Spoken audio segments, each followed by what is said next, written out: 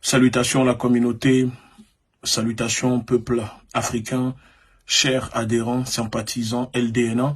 C'est votre camarade panafricaniste Egouti Béanzan, leader fondateur de la Ligue de défense noire africaine et membre de la confrérie des frères panafricains. Avant de commencer cette vidéo qui traite la mort, l'assassinat du président haïtien, au nom de la Ligue de défense noire africaine et de la confrérie des frères panafricains, je tenais à faire nos sincères condoléances au peuple haïtien et nos saluts affectueux à la population, parce que c'est très terrible ce qui se passe en Haïti. Je sais que les panafricanistes, nous sommes très peu à parler de ça, de ce qui se passe en Haïti. Malheureusement, ça n'intéresse pas grand monde. C'est comme ce qui se passe sur le continent africain. Mais depuis quelques jours, nous sommes témoins de ce que on peut qualifier d'assassinat. Et avec quelques informations supplémentaires et des révélations que je vais faire dans cette vidéo, j'aimerais partager ces informations avec le peuple afro, la diaspora, les Africains et les peuples du monde.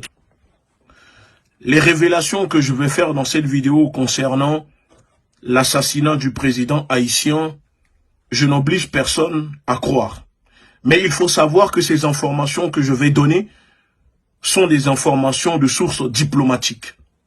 Alors voilà, l'assassinat du président haïtien a été organisé, préparé, commandité par les États-Unis et la France. Et de plus, je peux l'affirmer que le président haïtien a été prévenu par les services de renseignement vénézuéliens et russes de l'assassinat imminent programmé contre sa personne. Pourquoi ce dernier n'a pas pris cette précaution? Ce que je suis en train de dire ne sont pas des mensonges. Je ne vais pas vous révéler le nom de mes sources. Mais je vous garantis que les Américains, les Français étaient au courant de l'assassinat du président haïtien, puisque c'est eux qui sont derrière. Étant donné que le Venezuela et la Russie ont pris le temps de prévenir la présidence haïtienne de ce qui se préparait contre le président haïtien, la question que moi, je pose ici au public, au gouvernement haïtien, comment se fait-il que le soir de sa mort, la sécurité composée par les Américains ont abandonné, déserté la surveillance du président? Ce sont des informations que je révèle aussi directement dans cette vidéo. Oui, le soir de l'assassinat de ce président, bizarrement, il n'y a pas eu d'échange de coups de feu entre la garde rapprochée du président haïtien et les commandos colombiens, français, américains qui sont venus l'assassiner. Et c'est ça que le peuple, la question que le peuple doit se poser, c'est là-dessus. Comment se fait-il qu'un président d'un pays, parce que le président haïtien était le président le plus sécurisé dans les Caraïbes, comment se fait-il que ce soir-là, bizarrement, sa garde rapprochée s'est volatilisée?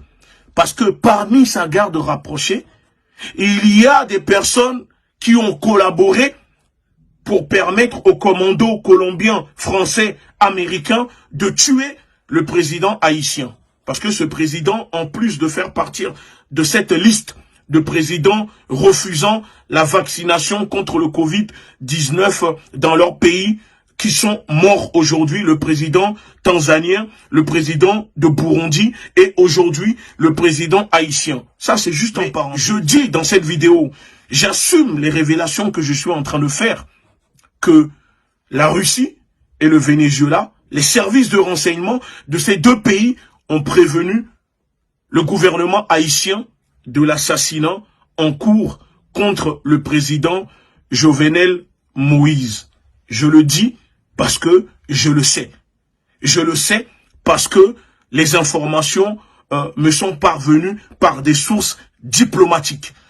Libre maintenant au peuple haïtien ou aux personnes qui regarderont cette vidéo de croire ou de ne pas croire. Pour finir, je demande à la jeunesse haïtienne à la population haïtienne de se mettre debout, de sortir dehors pour réclamer le départ de ces entités qui occupent leurs terres. Parce qu'aujourd'hui, après la mort, l'assassinat de ce président, les États-Unis et la France essayent de placer leurs pions à la tête de ce pays. Et c'est le moment pour le peuple haïtien de se lever pacifiquement et de montrer leur colère contre les intérêts des Français et des Américains dans leur pays. On ne peut pas continuer comme ça à tuer vos frères, vos semblables, et vous allez rester les bras croisés à les regarder. Qu'on soit d'accord ou pas avec ce président, les États-Unis ni la France n'ont pas le droit de venir le faire assassiner. Et le show télévisé qu'ils sont en train de vous faire en vous exhibant ces soi-disant commandos, ça c'est juste pour vous enfumer. Il faut savoir qui sont les commanditaires. Et les commanditaires, je vous dis, de sources sûres, diplomatiques, que c'est les États-Unis et la France qui ont fait assassiner le président haïtien et que le gouvernement haïtien a été prévenu par le Venezuela et la Russie de l'assassinat en cours contre leur président. Je finis en disant mon salut affectueux à la jeunesse haïtienne, au peuple africain, au peuple afro-descendant et au peuple du monde qui lutte contre l'impérialisme, qui lutte contre l'oppression de l'oligarchie occidentale.